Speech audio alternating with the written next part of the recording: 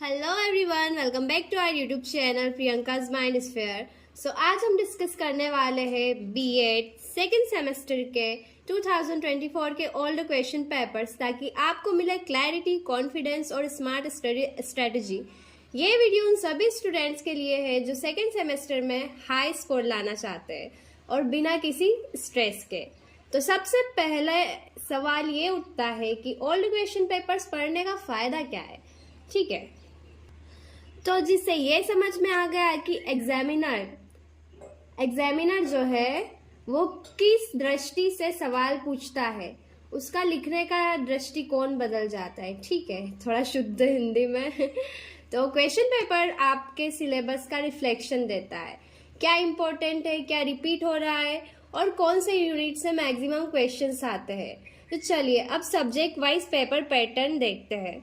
तो पहला सब्जेक्ट है आपका लर्निंग एंड टीचिंग CC1। जिसने सब्जेक्ट्स की वीडियो नहीं देखी है, बीएड सेकेंड सेमेस्टर के सब्जेक्ट और उनका मार्क स्कीम, ठीक है, तो वो वीडियो देख ले।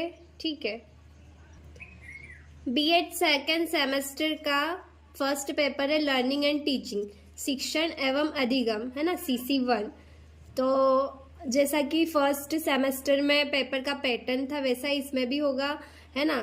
इसमें आपको 11 क्वेश्चन अटेम्प्ट करने होंगे 14 में से, है ना, जो कि 100 to 150 वर्ड्स में लिखना होगा और बाकी 2 क्वेश्चन 10 मार्क्स के होंगे, है ना, जो कि 400 to 500 वर्ड्स में लिखना होगा। तो सेक्शन ए है।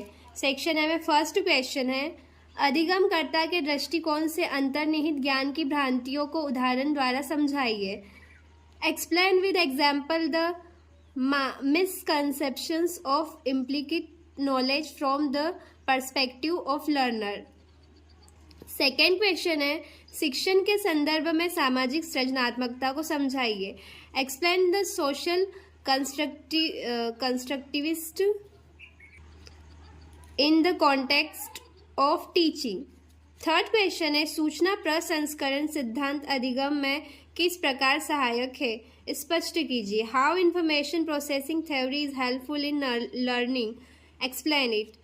क्वेश्चन नंबर 4 है, अधिगम की प्रक्रिया में सहायता करने वाले प्रमुख तत्वों का वर्णन कीजिए। Discuss the main factors which help in the process of learning. अभिप्रेरणा किसे कहते हैं, अभिप्रेरणा और अधिगम के मध्य संबंध स्पष्ट कीजिए। What is motivation, explain the relationship between motivation and learning. प्रति अनुबंधन के शैक्षिक निहितार्थ को उदाहरण द्वारा समझाइए। Explain with example the education implication of counter conditioning. Question number 7 है, वाइगोत्स्की के सिद्धांत के शैक्षिक निहितार्थ लिखिए। Write education implications of Vygotsky's theory of learning. Question number 8 है, सह अधिगमकर्ता के रूप में शिक्षक की भूमिका स्पष्ट कीजिए। Explain the role of teacher as a co learner. Question number 9 है, अनुभव आधारित अधिगम की अवधारणा को स्पष्ट कीजिए उदाहरण के द्वारा। Explain the concept of experience based learning with example. Question number 10 है, शिक्षण अधिगम प्रक्रिया में परासंज्ञान मेटा कॉग्निशन किस प्रकार सहायक हो सकता है, स्पष्ट कीजिए। How Meta cognition can be helpful in the teaching learning process, explain it. Question number 11 है, मनोवैज्ञानिक आधार पर अधिगमकर्ताओं को वर्गीकृत कीजिए। Explain the dimensions of individual differences of psychological basis. Question number 12 है, एक शिक्षक के रूप में आप सृजनशील बालक की पहचान किस प्रकार करेंगे। How would you as a teacher identify a creative child. Question number 13 है, संज्ञानात्मक योग्यताओं के आधार पर अधिगमकर्ताओं को वर्गीकृत कीजिए। Classify learners on the basis of cognitive abilities. Question number 14 है, कक्षा में भाषाई विकार आई थिंक डिसलेक्सिया होगा, ठीक है, फिर डिसलेक्टिक विद्यार्थियों की समस्याएं क्या है, उन्हें कैसे दूर किया जा सकता है। What are the problems of dyslexic students in classroom, how can they overcome.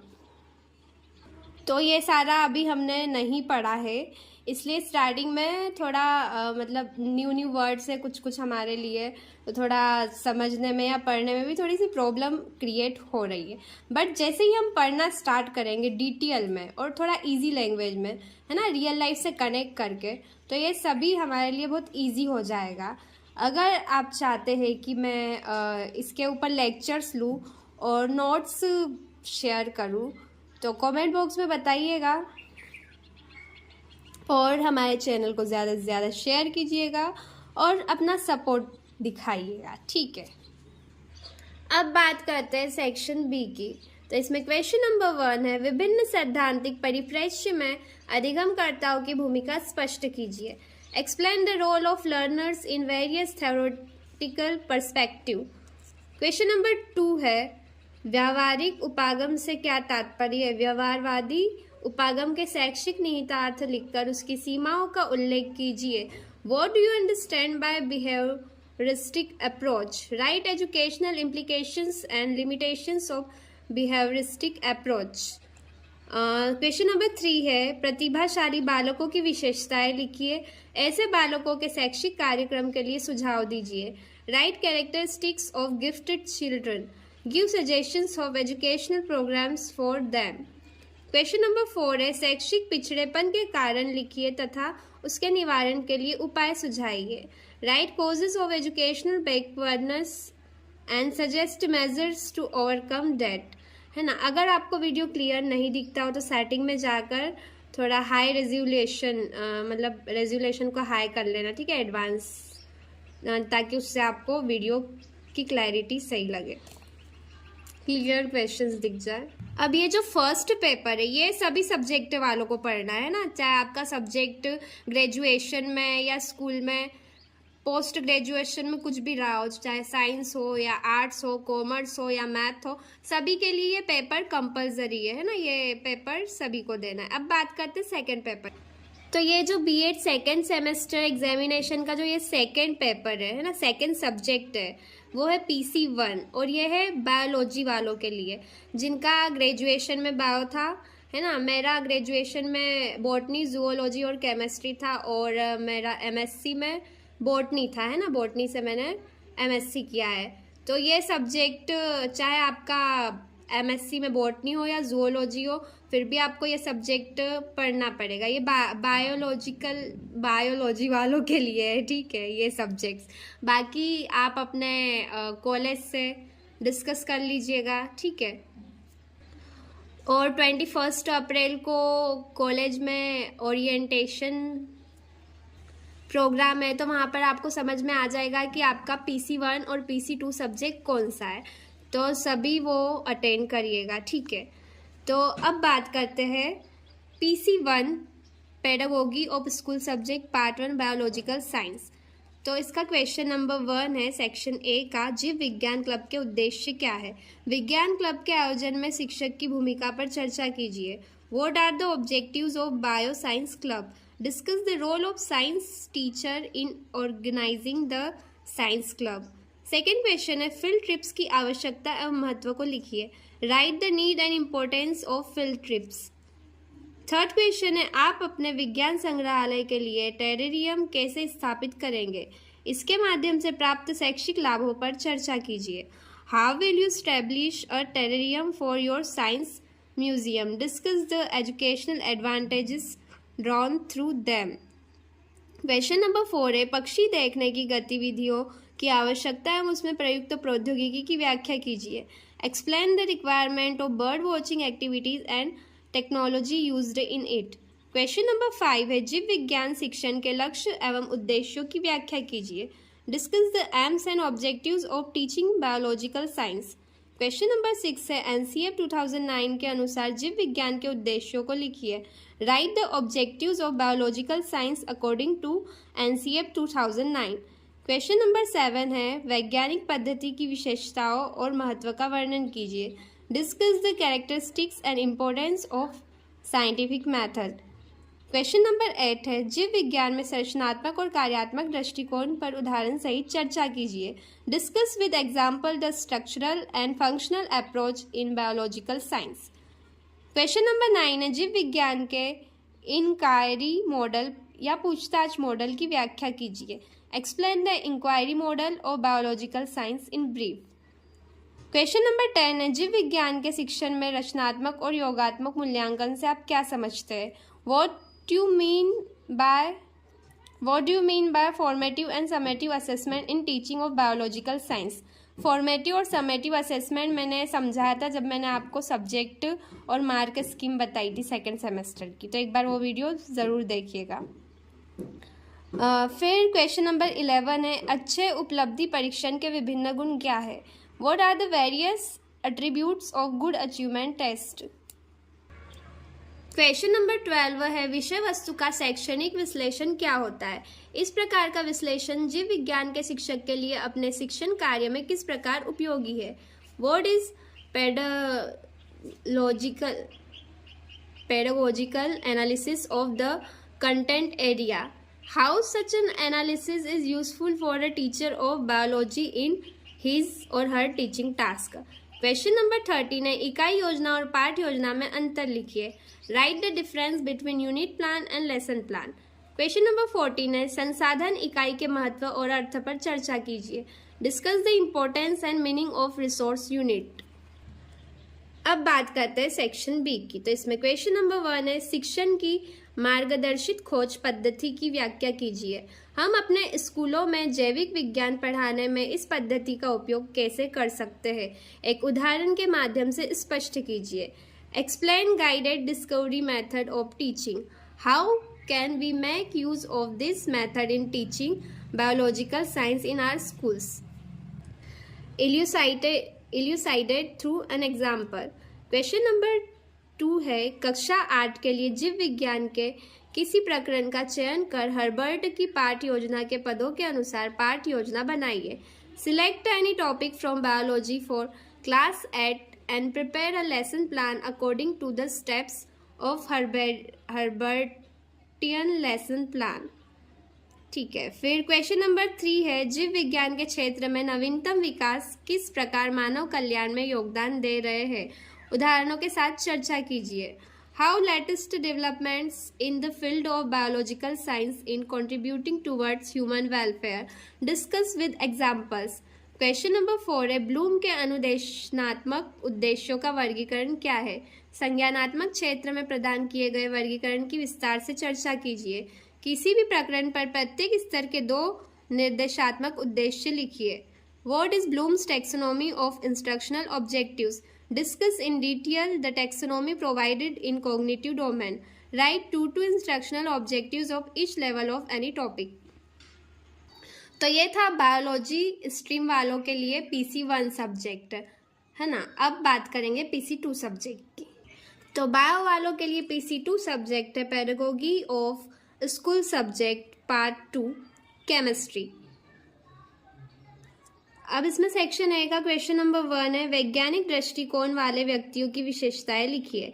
Right the qualities of persons who possess scientific attitude. Question number 2 है, रसायन शास्त्र विषय की प्रकृति एवं क्षेत्र को समझाइए। Explain the nature and the scope of chemistry subject. Question number 3 है, वैज्ञानिक विधि क्या है? इसके विभिन्न सोपानों का संक्षेप में वर्णन कीजिए। What is the scientific method? Describe its various steps in brief.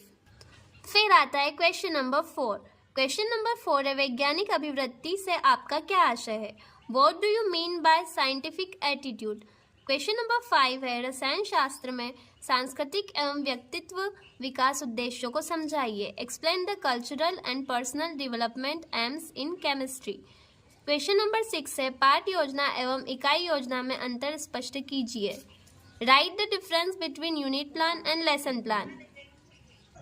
Question number 7 है, स्व अनुदेशन सामग्री के महत्व को स्पष्ट कीजिए। Right the importance of self learning materials. Question number 8 है, प्रयोगशाला विधि से आप क्या समझते हो? इसके उपयोगों को दीजिए। What do you understand by laboratory method? Give its uses. Question number 9 है, मार्गदर्शित खोज विधि के लाभ और हानि की व्याख्या कीजिए। Discuss the advantage and disadvantage of guided discovery method. Question number 10 है, संसाधन इकाई के अर्थ एवं महत्व का वर्णन कीजिए। Explain meaning and importance of resource unit. Question number 11 है, शिक्षण सामग्री के रूप में रेडियो और टेलीविजन के महत्व पर चर्चा कीजिए। Discuss the importance of radio and television as teaching aids. Question number 12 है, रसायन शास्त्र शिक्षण में सहायक शिक्षण सामग्री का क्या महत्व है? समझाइए। What is the importance of teaching add in teaching of chemistry? Explain it. Question number 13 है, निम्न पर संक्षिप्त टिप्पणी लिखिए। फिल्म स्ट्रिप शैक्षिक CD, film strip educational series, है ना, शॉर्ट नोट लिखना है। क्वेश्चन नंबर 14 है, मापन, आकलन और मूल्यांकन में अंतर कीजिए। Right differences between measurement, assessment and evaluation. Question number first है सेक्शन बी का। सेक्शन बी का क्वेश्चन नंबर 1 है, शैक्षिक उद्देश्यों के निर्माण के विभिन्न आधारों को लिखिए। What are the different basis for formulation of objectives, explain. Question number 2 है, आधुनिक जीवन पर विज्ञान एवं तकनीकी के प्रभाव को विस्तार से समझाइए। Right in detail the impact of science and technology on modern living. Question number 3 है, समस्या समाधान उपागम के पद व उपयोग की व्याख्या कीजिए। Discuss the steps and uses of problem solving approach. Question number 4 है, रसायन विज्ञान के किसी एक प्रकरण पर व्याख्यान सह प्रदर्शन विधि द्वारा पाठ योजना का निर्माण कीजिए। Construct a lesson plan of any topic of chemistry science through lecture come demonstration method. तो ये थे आपके DAVV यूनिवर्सिटी और क्रांति सूर्य टंट्या भिल यूनिवर्सिटी के ओल्ड क्वेश्चन पेपर्स। किसी ने मुझे कमेंट किया था कि 2022 और 2023 के क्वेश्चन पेपर्स अपलोड कर दीजिएगा मैम, बट मेरे पास वो क्वेश्चन पेपर अवेलेबल नहीं है। 2024 के ही क्वेश्चन पेपर्स है और मेरा ऐसा मानना है कि हमारे लिए एक ही साल के क्वेश्चन पेपर सफिशिएंट होते हैं हमारी एग्ज़ाम की प्रिपरेशन करने के लिए। बिकॉज कितने भी क्वेश्चन पेपर्स आप कर लो, क्वेश्चन नए पूछे जाते हैं, इसलिए आपको मतलब हमने ऐसा B.Ed फर्स्ट सेमेस्टर की एग्ज़ाम में एक्सपीरियंस किया है, क्योंकि कितने भी क्वेश्चन कर लो आप, कितने भी टेस्ट दे लो, मतलब सारे क्वेश्चन पेपर में आपको नए क्वेश्चंस तो देखने को मिलेंगे ही। मतलब एज इट इज़ तो नहीं आ सकते क्वेश्चन, हो सकता है कि 80% आ भी जाए, बट 20% न्यू क्वेश्चंस आते ही है। तो इसलिए मेरी मानो तो आपको सारा सिलेबस कवर करना चाहिए, सारे टॉपिक्स पढ़ना चाहिए और अपने कॉन्सेप्ट को क्लियर करने पर ध्यान देना चाहिए, तभी आपका एग्ज़ाम अच्छा जा सकता है। तो अगर आप चाहते हो कि हम ये सब्जेक्ट को लेक्चर वाइज या नोट्स के थ्रू पढ़े तो कमेंट में बताइएगा। मिलता है नेक्स्ट वीडियो में। Do like, subscribe and share.